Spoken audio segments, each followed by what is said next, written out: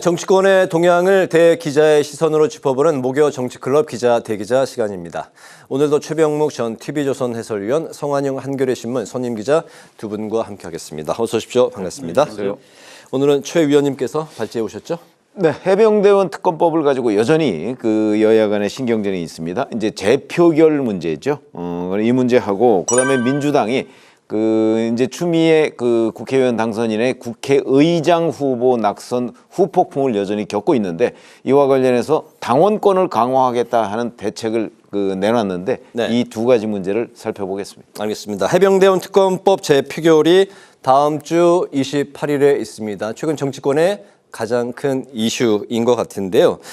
민주당에서는 박주민 의원이 여당 의원 전원에게 찬성표를 호소하는 편지를 보냈고, 또 국민의힘의 추경호 원내대표는 자당 의원들에게 친전으로 부결을 호소했습니다. 해병대원 특검법 표결 결과 어떻게 나올지 좀 예상을 해볼까요? 네, 성 의원님부터.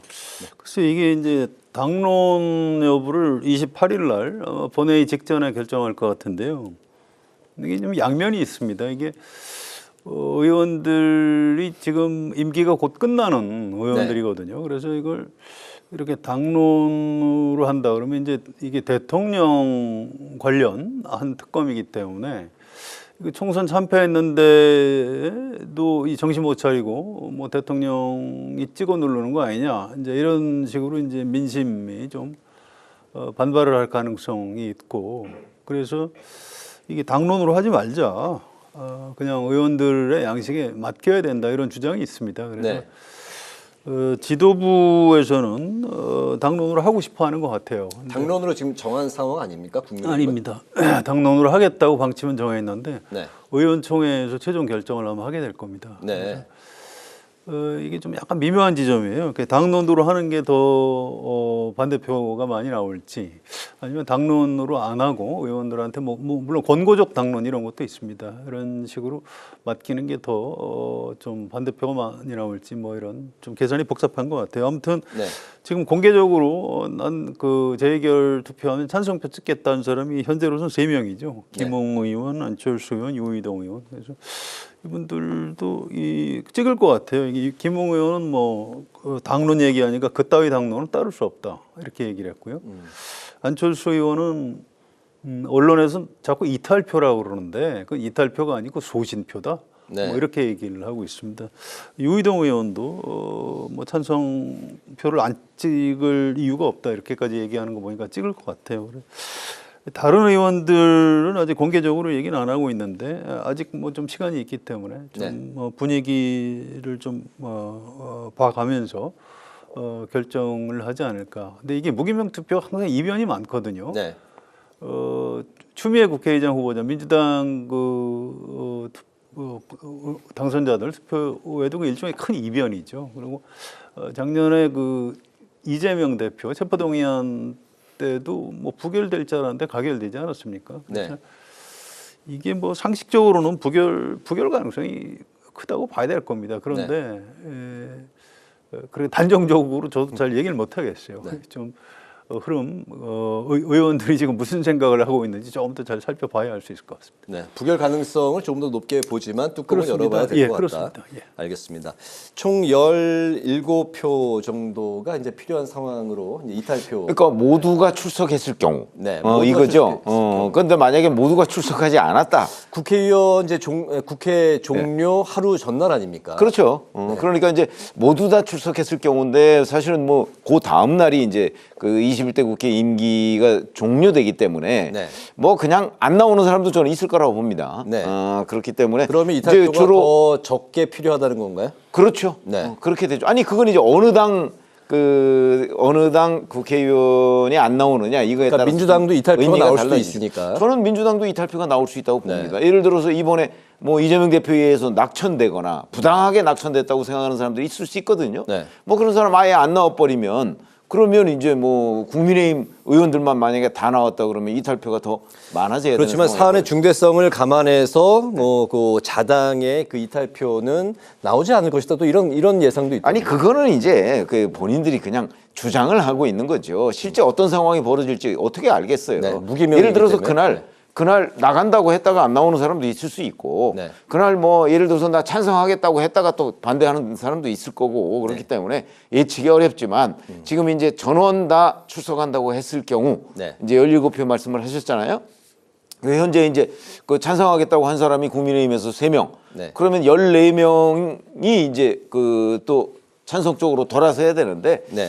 저는 현재와 같은 이게 또 윤석열 대통령이 지금 최상병 특검법 그러니까 해병대원 특검법을 거부하겠다는 건 아니잖아요. 네. 공수처 수사를 먼저 보자 이 얘기거든요. 그러니까 공수처 수사를 먼저 보고 나서 예를 들어서 22대 국회 때 다시 발의가 되면 그때쯤이면 아마 공수처 수사가 거의 끝날 수도 있어요. 지금 뭐 거의 막바지 국면이거든요. 네. 그렇기 때문에 이게 그냥 해병대원 특검법이 안 된다가 아니기 때문에 저는 국민의힘 그 의원들을 설득할 여지가 꽤 있다고 봅니다. 그리고 판단할 여지도 있고요. 네. 그래서 아마 지금 추가로 14명 정도가 그 민주당 손을 들어준다?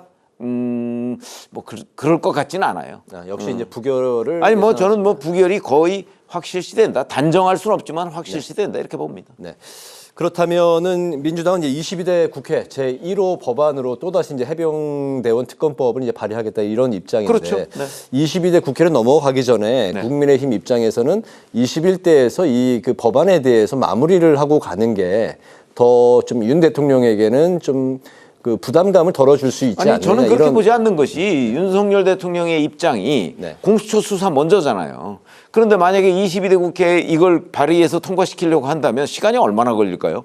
굉장히 많이 걸릴 거예요. 네. 우선 원구성 자체가 지금 뭐 일방적으로 밀어붙이시는 상황? 글쎄 그게 과연 될까요? 쉽지 않을 거고 그때 발의해서 또 뭐 패스트트랙에 되느니 마느니 뭐 이런 논란을 거치고 그다음에 뭐 이런저런 뭐 표결하고 그다음에 네. 정부에 갔다가 다시 또 재표결하고 뭐 이렇게 되잖아요. 네. 그러면 적어도 몇 달 걸립니다. 아마 그 전에 공수처 수사는 끝날 거고요. 국면이 그 완전히 바뀔 것이다. 공수처 수사 결론이 어떻게 날지 아무도 모르잖아요 지금. 네. 그러니까 완전히 바뀐 국면 하에서 다시 표결 절차에 돌입할 것이기 때문에 네. 상황이 지금 우리가 예상하는 거하고는 완전히 다른 상황이 될 거라고 저는 봅니다. 네. 뭐 관련해서 뭐 그 덧붙일 말씀 없으시면 다음 예, 이슈 넘어갈까요? 뭐 이게 이 민심이 워낙 좀 분노 지수가 높기 때문에 이게 그렇게 쉽게 가라앉을 것 같지는 않아요. 또 이게 이제 대통령이 경로했는지 안 했는지 아직도 아무도 설명을 안 하고 있고요. 뭔가 이제 대통령이 법률 전문가고 하니까 그 사단장은 입건 안 하는 게 맞겠다 뭐 이런 얘기를 한 거 아니냐라고 다들 의심을 하고 있기 때문에 네.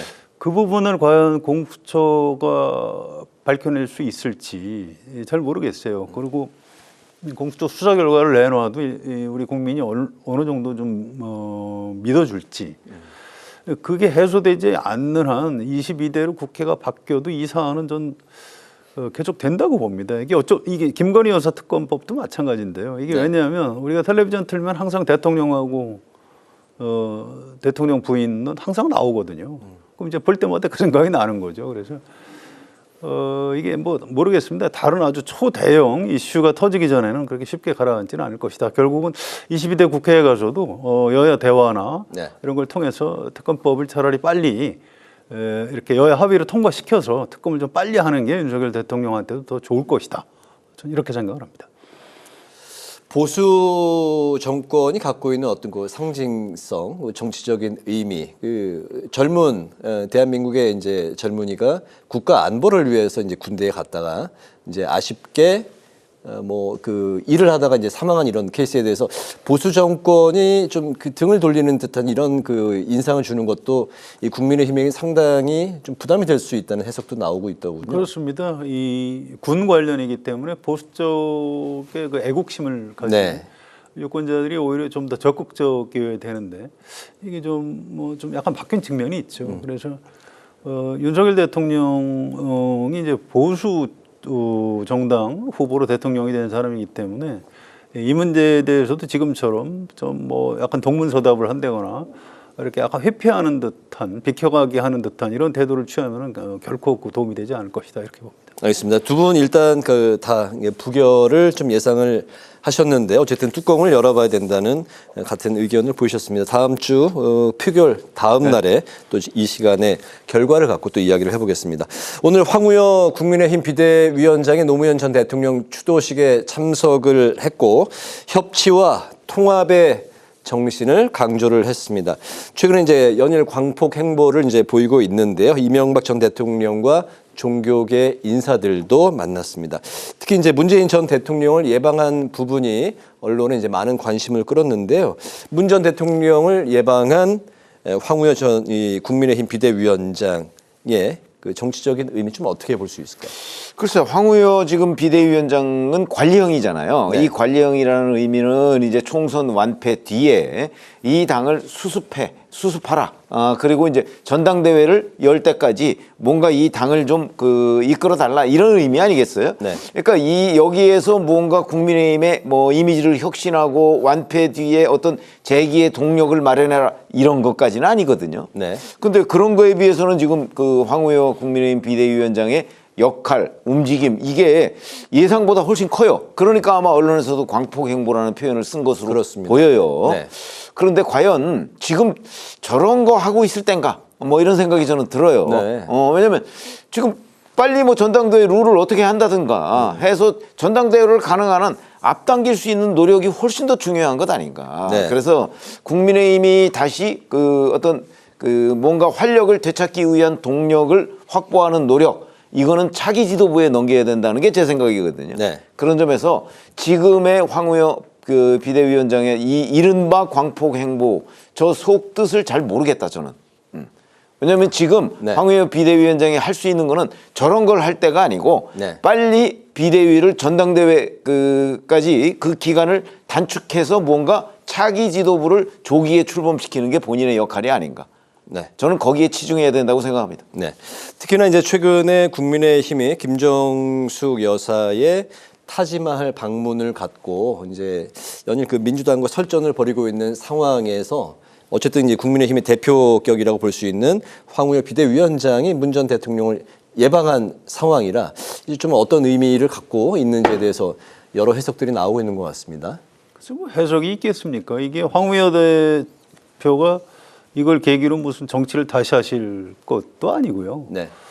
이게 하루를 해도 대표인 겁니다. 또 정치인들은 사실 명예욕이에요. 그래서 이게 총선 참패 이후에 이 보수정당의 비대위원장이지만 대표로서 내가 네. 어떤 행보를 취해야 되는가 뭐 여러 가지 생각을 해서 하는 겁니다. 이게 이렇게 해서 무슨 황우여 대표가 무슨 뭐 다음 대선 출마하겠어요? 그런 거 아니거든요. 그래서 그냥 좀 좋게 봐주시는 것도 나쁘지 않다 이렇게 생각하고요. 이제 네. 전당대회 준비를 소홀히 한다 그러면 비판할 수 있는데 또 그건 그거대로 하고 있는 걸로 알고 있습니다. 지금처럼 여야 간의 정치 공방이 좀 격화되고 있는 상황에서 네. 이런 식으로 이제 통합형 리더십, 화합형 리더십 이런 행보를 네. 보이는 황우여 비대위원장. 저는 좀 이렇게 좋게 보고 싶다 이렇게 말씀드리고 싶습니다. 네, 국민의힘 비대위가 이제 전당대회 이제 절차를 놓고 논의의 속도를 내지 못하기 때문에 좀 아까 이제 최 의원님께서도 지금 이렇게 이제 뭐 방문하고 광폭 행보를 이제 보일 때냐라고 이제 말씀을 하신 것 같습니다. 말씀하신 이제 전대 룰 시기와 관련해서 이제 논의를 하겠는데 여론조사 이제 비율을 이제 반영을 또 하려면은 친윤계 반발을 또 살 수 있고 또 특히 이제 한동훈 전 비대위원장의 전대 등판 여부가 아직까지 이제 불확실한 그런 상황인데 전대 룰과 시기 좀 어떻게 가야 된다고 보십니까? 아니 이게 정답이 있는 게 아니에요. 네. 예를 들어서 그 당의 그 당심과 민심의 비율을 어떻게 할 것인가. 지금 현재 당심 100%잖아요. 네. 근데 이거를 100%대 0으로 갈 것인가, 8대 2로 갈 것인가, 7대 3으로 갈 것인가, 5대 5로 갈 것인가. 다 한두 번씩 해봤어요. 그렇죠? 그런데 그때마다 바꿀 때마다 뭐 마치 쇄신이고 개혁인 양 지금 국민들한테 설명을 했거든요. 네. 그거 쇄신도 아니고 개혁도 아니에요. 그냥 선택의 문제입니다. 네. 어떻게 할 것인가. 자, 지금도 마찬가지예요. 고민이 된다. 고민이 될 게 뭐 있어요. 어차피 선택하는 문제인데 오늘 선택하나 내일 선택하나 저 열흘 뒤에 선택하나 마찬가지의 문제입니다. 어차피 어느 시점에는 선택을 해야 돼요. 그러니까 지금 뭐 한가하게 여론 수렴을 해야 된다 말아야 된다 이럴 때가 아니에요. 이미 다 나와 있어요. 나와 있어 이종희를 뽑을 것인가 이종희를 뽑을 것이냐의 차이예요. 네. 그런 점에서 지금 황우여 비대위원장의 그 저 움직임은 굉장히 한가해 보인다는 거죠. 제가 보기에. 그리고 한동훈 전 비대위원장이 나올 것이냐 말 것이냐. 한동훈 전 비대위원장이 나올 것인가 말 것인가를 결심해서 공표하는 시점은요. 네. 전당대회가 언제쯤 될 것이다. 이게 만약에 윤곽을 나타내 그 시점이 될 거예요. 그러면 서로 상대가 뭐 한동훈이 나올 것이냐는 것 쳐다보고 전대루를 조금 뒤로 늦춘다? 그러다가는 아마 정기국회 때까지도 못할 거려. 그런 점에서 본다면 지금 황우여 비대위원장은 지금 뭐 다 나와 있잖아요.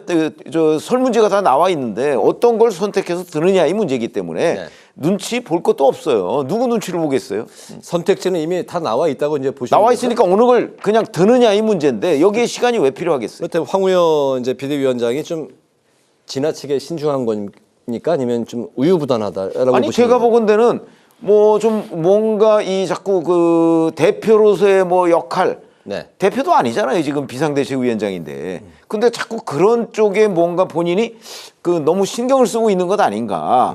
그러니까 본업에 충실하지 않고 있다. 저는 그렇게 봅니다. 본업에 충실하지 않고 있다.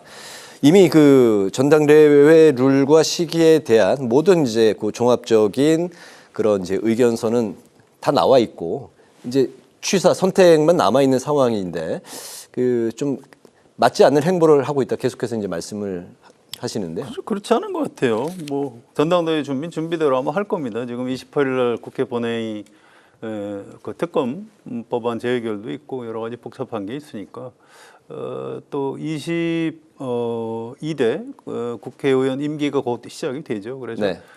차례차례 정리를 해 나갈 것이다 이렇게 예측을 하고요. 이 전당대회 룰은 아까 최 의원 말씀하신 대로 정답이 있는 게 아니에요. 다만 이 당신 100%로 국민의힘 지도부를 선출했다가 총선에서 참패하지 않았습니까? 그러니까 이번엔 좀 바꿔보는 것도 좋겠다. 전 개인적으로 그런 생각입니다. 이게 민심 반영 비율이 좀 떨어지다 보니까 국민의힘의 어떤 그 민심 감수성이 좀 떨어진 것, 그것 때문에 총선에서 좀 참패한 측면이 있다. 이제 이렇게 보고요. 네. 이게 윤석열 대통령 입장에서는 좀 답답할 거예요. 지금 당신 100%로 그냥 하면 한동훈 위원장이 될 것 같고, 민심을 좀 많이 반영하면 안철수 의원이나 유승민 전 의원이 될 것 같고, 이거 뭐 이리 가도 곤란하고 저리 가도 곤란하고. 근데 이럴 때는 그냥 원칙대로 하는 겁니다. 그래서 원래 이제 민심 반영 비율을 그 전에 많게는 한 50%까지 반영을 했었기 때문에 또 네. 좀 정당 국고보조금 많이 받지 않습니까? 그래서 이번에는 또 민심을 많이 반영을 해서 민심에 다가가는 그런 총선 이후 총선 민심을 받아안는 행보를 좀 보이는 것도 윤석열 대통령이나 국민의힘을 위해서는 좀 좋은 일일 것 같다 이런 생각입니다. 한동훈 전 비대위원장이 등판한다면 한 전 위원장의 당선 가능성이 굉장히 높은 상황인가요? 그렇죠. 그렇게 봐야죠. 그런데 저는 역시 윤석열 대통령이 최소한 용인 정도, 뭐 한동훈 전 위원장이 뭐 출마해서 대표를 해라 이렇게는 아니래도 뭐 마음대로 해라. 뭐 나와서 뭐 실력껏 해서 뭐 되면 뭐 내가 당 대표로 잘 뭐 인정을 해서 당정 관계 잘 유지하겠다 이런 정도의 기본적인 용인을 해주는 태도를 취해야 아마 출마할 수 있을 겁니다. 그렇지 않고 현직 대통령이 아유 곤란해 이런 식으로 또 네. 실제로 거부 의사를 가지고 있는데 한동훈 전 위원장이 출마할 수 있을까요? 저는 쉽지 않을 걸로 봅니다.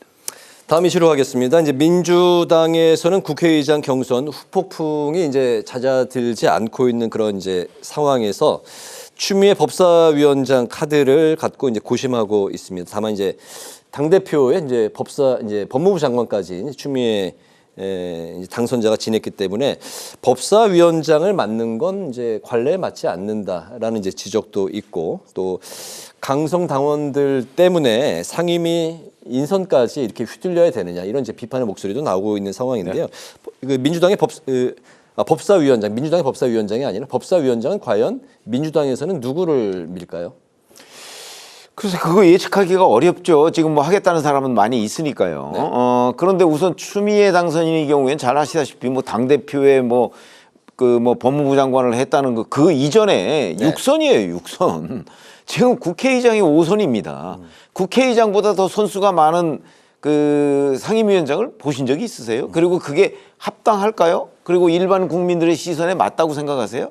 저는 전혀 아니라고 생각하고 네. 만약에 추미애 당선인이 그런 일을 이제 원내대표 소관인데 원내대표가 하라고 그랬을 때 그걸 과연 할 수 있을까요? 저는 못할 거라고 봅니다. 네. 이거는요. 대한민국 헌정사를 새로 쓰는 거와 마찬가지. 그것도 아주 좋지 않은 방향으로 헌정사를 새로 쓰는 거나 마찬가지이기 때문에 네. 저는 그런 선례를 그런 아주 좋지 못한 선례를 추미애 당선인이 남기지 않을 거다 이렇게 생각을 하고요. 네. 아마 박찬대 원내대표도 그렇지 않을 거라고 보고 그냥 관행적으로 했던 대로 뭐 3선 정도급에서 선택하지 않을까. 지금 뭐 박주민 의원, 뭐 이현주 전 당선인, 뭐 전현희 당선인, 뭐 여러 사람이 있잖아요. 네. 그런 사람들도 아마 추미애 당선인 못지않게 굉장히 강성으로 평가받고 있기 때문에 네. 뭐 아마 결국 그 정도 선에서 되지 않을까 싶습니다. 네.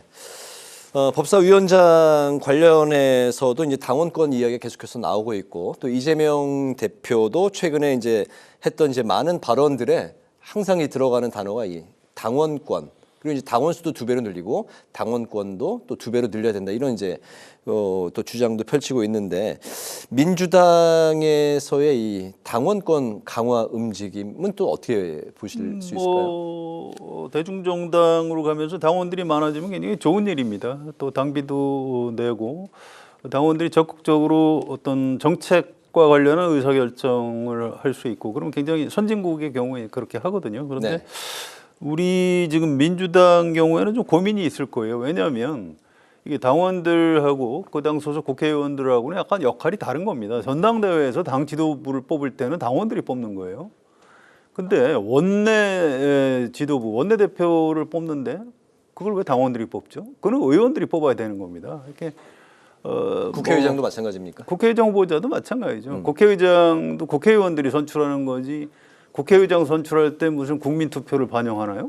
그건 그렇지 않거든요. 그래서 지금 이 당원들이 뭐 추미애 전 의원 때문에 좀 화가 나 있기 때문에 그걸 좀 뭐 이렇게 위모한다고 그럴까요? 이런 네. 차원에서 이런저런 아이디어를 내고 있는데 좀 무리한 아이디어도 많아요. 그래서 그걸 당원들의 권리, 책임 이런 거 강화해야죠. 근데 그 방식이 네. 이 의원들이 가지고 있는 그 고유의 권한을 뭐 역할을 좀 줄여가면서 하겠다. 그건 옳지 않은 것 같고요.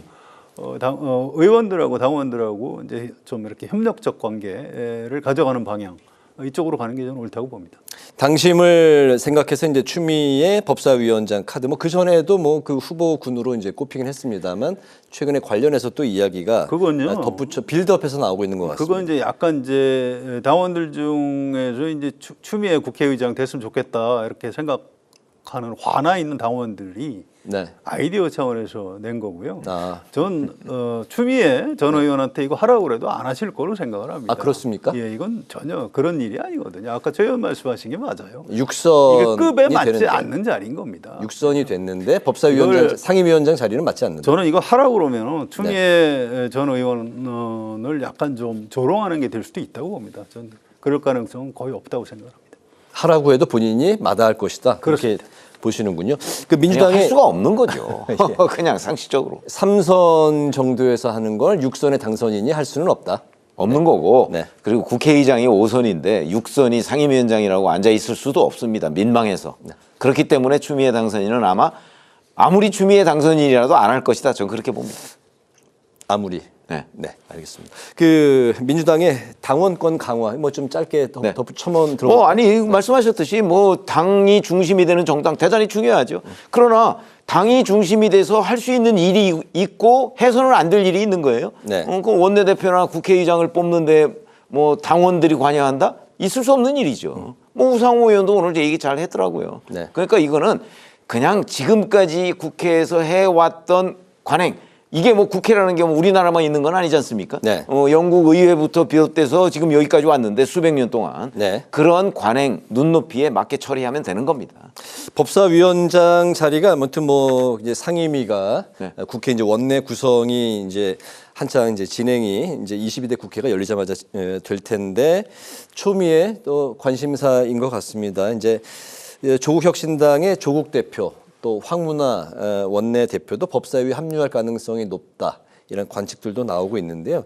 아무튼 뭐 추 의원 카드 얘기도 나오고 이현주 전 의원이 여러 뭐 박주민 민주당 뭐 의원까지 여러 카드가 이제 나오고 있는 상황에서 국민의힘에서는 법사위원장을 놓치지 않겠다는 이런 이제 또 주장을 펼치고 있는데 좀 어떻게 대응을 할 수가 있을까요? 그래서 대응 뭐 방도가 없죠. 바로 이 법사위원장 문제 때문에 22대 국회 전반기 원구성이 상당히 늦춰질 가능성이 있습니다. 네. 그게 좀 걱정이고요. 이제 이렇게 되면 이제 4년 전처럼 민주당에서 그럼 일단 상임위원장 우리가 다 하겠다 이렇게 해서 선출할 가능성이 있어요. 그러면 이제 국회가 이제 파행이 되는 거고요. 그런데 이제 국민의힘으로서는 어떤 고민이 있냐면은요. 4년 전에는 야당이었습니다. 그래서 네. 우리 저 법사위원장 안 주면 우리 국회 부의장도 뭐 안 하고 그냥 안 하겠다. 그냥 여당 마음대로 해라. 이렇게 좀 약간 무책임하게 던질 수가 있었는데 지금은 집권 여당입니다. 아무리 여소야 되지만. 그래서 이거를 국회에서 정부에서 꼭 필요한 입법 같은 거를 원구성을 해서 의결을 해야 되거든요. 네.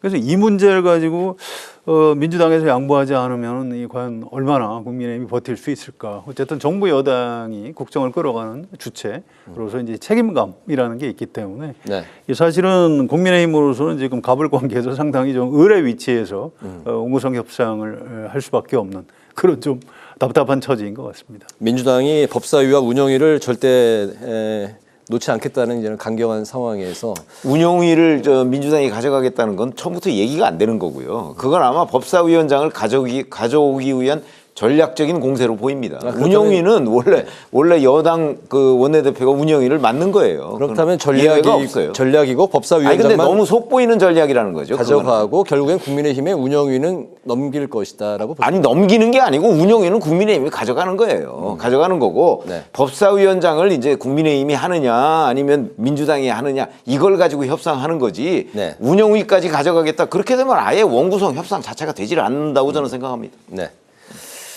알겠습니다. 뭐 관련해서는 뭐 국회 원구성 관련해서는 이쯤에서 뭐 마무리를 할까요? 네, 아니 어차피 원구성은 굉장히 파행적으로 될 가능성 지금 얘기하셨잖아요. 네네. 그 가능성이 대단히 높아요. 운영위는 결국에 여당인 국민의힘이 맡을 것이다. 모르죠. 그건 지금 민주당 태도로 봐서는 절대로 못 내주겠다고 하고 있습니다. 이제 어디까지 진심인지 뭐 협상을 좀 진행돼 가는 걸 살펴봐야 알 수 있을 것 같습니다. 알겠습니다. 오늘 한 줄 논평을 드리면서 마무리를 하도록 하겠습니다. 송 기자님부터 들어볼까요? 예, 지금 하던 얘기인데요. 이게 이번 총선에서 민주당이 압승했고요. 그래서 총선 민심을 좀 반영해야 되는 게 사실은 맞습니다. 그래서 원구성 협상에서도 국민의힘이 그런 면을 좀 감안을 해줘야 될 것 같고요. 또 민주당이 이번 총선에서 이겼지만 4년 뒤 총선에서도 질 수 있거든요. 그래서 그때 생각해서 지금 좀 현재로서는 이제 민주당이 강자이기 때문에 국민의힘에 대해서 좀 아량을 베풀 필요도 있는 것 같습니다. 오늘 제 한 줄 논평 역지사지해서 타협하라라고 하겠습니다. 네. 뭐 저도 연장선상에 있는 내용인데 황우여 국민의힘 비대위원장이 지금 뭐 전직 대통령 찾고 심지어는 뭐 문재인 전 대통령까지 예방하고 뭐 이런 이제 여러 가지 움직임을 보이면서 뭐 광폭 얘기가 언론에서 평가를 받고 있지 않습니까? 저는 그래서 아까 말씀드렸듯이 지금 이러고 있을 때가 아니다 이렇게 했기 때문에 오늘 제 그 한 줄 논평은 황우여의 대표 놀이로 하겠습니다. 알겠습니다. 자, 목요 정치클럽 기자 대기자 이제 마칠 시간이 됐는데요. 지금까지 최병묵 전 TV조선 해설위원, 성환영 한겨레신문 선임 기자와 함께 오늘의 전국 현안을 살펴봤습니다. 두 분 말씀 잘 들었습니다. 감사합니다.